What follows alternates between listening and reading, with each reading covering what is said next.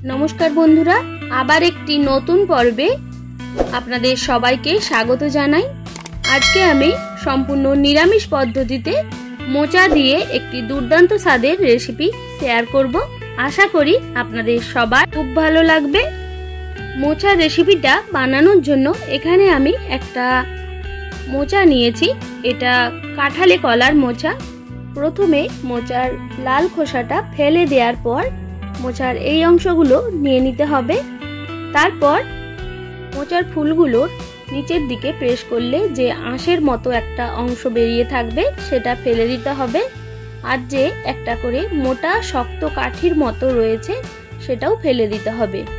এটা রয়ে গেলে রান্নার সময় সেদ্ধ হয় না। তাই এই দুটো অংশ বাদ দিয়ে বাকিটা এইভাবে বেছে নিতে হবে। কিভাবে আমি সমস্ত মোচা ছাড়িয়ে নেব আপনাদের আবারও দেখিয়ে দিই। প্রথমে আঁশের মতো সাদা খোসাটা ফেলে দিয়ে যে দেশলাই কাঠির মতো একটা শক্ত মোটা অংশ রয়েছে সেটাও ফেলে দিতে হবে। মোচা বাছা হয়ে গেছে। এরপর মোচাগুলো এইরকম ছোট ছোট ভাবে কেটে নিতে হবে। তারপর মোচার যে সাদা ছোট অংশটা থাকবে সেটা আর এইভাবে কাটার দরকার নেই। এটা খুবই নরম। এটাকে এইভাবে ছোট ছোট টুকরো করে একইভাবে কেটে নিতে হবে। আপনারা চাইলে ছুরি কিংবা বটি দিয়েও কেটে নিতে পারেন। আমার বটিতেই সুবিধে, তাই জন্য বটি দিয়েই কেটে নিচ্ছিলাম। এরপর দেখে নেই মোচা রান্না করতে আমাদের আর কি কি উপকরণ লাগছে। এখানে আমি 3 থেকে 4টা আলু ইউজ করেছিলাম। আলুর খোসা ভালোভাবে ছাড়িয়ে আলুগুলো ছোট টুকরো করে কেটে নিতে হবে। আর লাগবে বেগুন। আলু কিংবা বেগুনের পরিমাণ আপনারা কমিয়ে কিংবা বাড়িয়ে দিতে পারেন। আলুগুলো ছাড়ানোর পর এইরকম ছোট টুকরো করে কেটে নিতে হবে।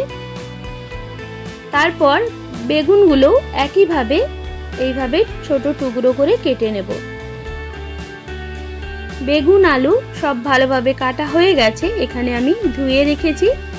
আর লাগছে ভেজানো ছোলা। ছোলাগুলো 4 থেকে 5 ঘন্টা আগে ভিজিয়ে রাখবেন। যদি না সম্ভব হয় তাহলে অন্তত গরম জলে 1 ঘন্টা আগে ভিজিয়ে রাখলেই হবে। এবার আমি ছোলাগুলো সবজির সঙ্গে মিক্স করে দিলাম। তারপর একটা কড়াই বসিয়ে তাতে ধুয়ে রাখা মোচাগুলো দিয়ে 1 কাপ মতো জল দিয়ে স্বাদ মতো নুন হলুদ দিয়ে 5 মিনিট মতো মোচা সেদ্ধ করে নেব। এইভাবে সেদ্ধ করে রান্না করলে মোচার যে একটা কষ থাকে সেটা চলে যায় আর খেতেও ভালো লাগে। ফিরে আসলাম 5 মিনিট পর। মোচাগুলো খুব ভালোভাবে সেদ্ধ হয়ে গেছে। এরপর ভালোভাবে মিক্স করে নিয়ে মোচার এক্সট্রা জলটা ঝরিয়ে নিতে হবে। এরপর আমি ওই কড়াইটায় জল দিয়ে ভালোভাবে ধুয়ে নিয়েছি।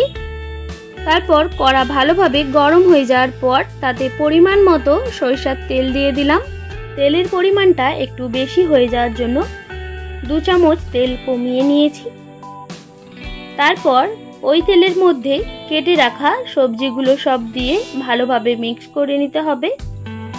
সবজিগুলো দেওয়ার পর স্বাদ মতো নুন আর হাফ চামচ হলুদের গুঁড়ো দিয়ে ভালোভাবে মিক্স করে নিতে হবে। আপনারা এইভাবে যদি মোচা কোনোদিনও রান্না না করে থাকেন একবার এইভাবে মোচা রান্না করার অনুরোধ রইল। এটা দুর্দান্ত হয় খেতে। আর আমার রেসিপিগুলি আপনাদের কেমন লাগে অবশ্যই কমেন্ট করে জানাবেন। 2 মিনিট মতো সবজিগুলো নাড়াচাড়া করে নেওয়ার পর একটা ঢাকনা দিয়ে ঢেকে 4 থেকে 5 মিনিট মতো গ্যাসের ফ্লেমটা কমিয়ে ঢেকে রেখে দিতে হবে। ফিরে আসলাম 4 মিনিট পর। আবারও ভালোভাবে সবকিছু একসঙ্গে মিক্স করে নেওয়ার পর আবারও 2 থেকে 3 মিনিট মতো ঢেকে রেখে দেব। এইভাবে ঢেকে রান্না করলে রান্নাটা খুব তাড়াতাড়ি হয়ে যাবে। তারপর ঢাকনা সরিয়ে সেদ্ধ করে রাখা মোচা দিয়ে আবারও সব কিছু একসঙ্গে মিক্স করে নিতে হবে। তারপর দিয়ে দিলাম হাফ চামচ হলুদ গুঁড়ো, হাফ চামচ লঙ্কার গুঁড়ো আর 1 চামচ জিরে গুঁড়ো। এই রান্নায় খুব বেশি ঝাল লাগে না, তাই জন্য ঝালের পরিমাণটা কম রাখলাম। আপনারা চাইলে ঝালের পরিমাণটা বাড়িয়েও দিতে পারেন। এরপর খুব ভালোভাবে মিক্স করে নিতে হবে। তারপর দিয়ে দেব 1 চামচ আদা বাটা। আবারও খুব ভালোভাবে মিক্স করে নেওয়ার পর দিয়ে দেব পরিমাণ মতো জল। জল দিয়ে আবারও সবকিছু একসঙ্গে ভালোভাবে মিক্স করে নিতে হবে। মিক্স করে নেওয়া হয়ে গেলে আবারও একটা ঢাকনা দিয়ে ঢেকে 4 থেকে 5 মিনিট মতো রেখে দিতে হবে। ফিরে আসলাম 4 মিনিট পর। এবার একটা ম্যাশার দিয়ে সবজিটা ম্যাশ করে নিতে হবে, তাতে করে আলুগুলো সবজির সঙ্গে ভালোভাবে ম্যাশ হয়ে যায় আর সবজিটা খেতেও অনেক বেশি ভালো লাগে। এরপর একটা জায়গায় নামিয়ে রেখে দিতে হবে। তারপর ওই কড়াইটায় ধুয়ে আবারও বসিয়ে দিলাম। দিয়ে দিলাম 1 চামচ সরিষার তেল আর হাফ চামচ 5 ফোড়ন। এবার নামিয়ে রাখা মোচার সবজিটা ফোড়নের ওপর দিয়ে ভালোভাবে মিক্স করে নিতে হবে। ভালোভাবে মিক্স করে নেয়ার পর দিয়ে দেব 1 চামচ পরিমাণে ঘি। এই রান্নায় ঘিটা অবশ্যই করে ইউজ করবেন। মোচা রান্নার স্বাদটা সম্পূর্ণভাবে চেঞ্জ করে দেয়। ঘি দেওয়ার পর সবশেষে 1 চামচ চিনি দিয়ে দিলাম।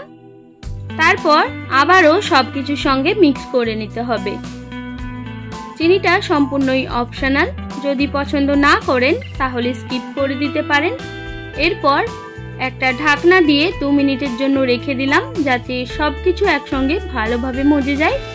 তারপর ভালোভাবে মিক্স করে নেওয়ার পর নামিয়ে নিলেই রেডি হয়ে যাবে মোচা ঘন্ট। আজকের রেসিপিটি আশা করি আপনাদের সবার খুব ভালো লেগেছে। যদি ভালো লেগে থাকে একটি লাইক আর বন্ধুদের সঙ্গে শেয়ার করে দেবেন। আর এই রকমই নিত্য নতুন রান্নার আপডেট পেতে সানভি কুকিং ব্লগ চ্যানেলটিকে সাবস্ক্রাইব করে পাশে থাকার অনুরোধ রইল। আপনারা সবাই খুব ভালো থাকবেন, সুস্থ থাকবেন। আপনাদের মূল্যবান সময় এতক্ষণ আমার সঙ্গে থাকার জন্য সবাইকে অনেক অনেক ধন্যবাদ। দেখা হচ্ছে আবার নতুন কোনো রেসিপির সঙ্গে।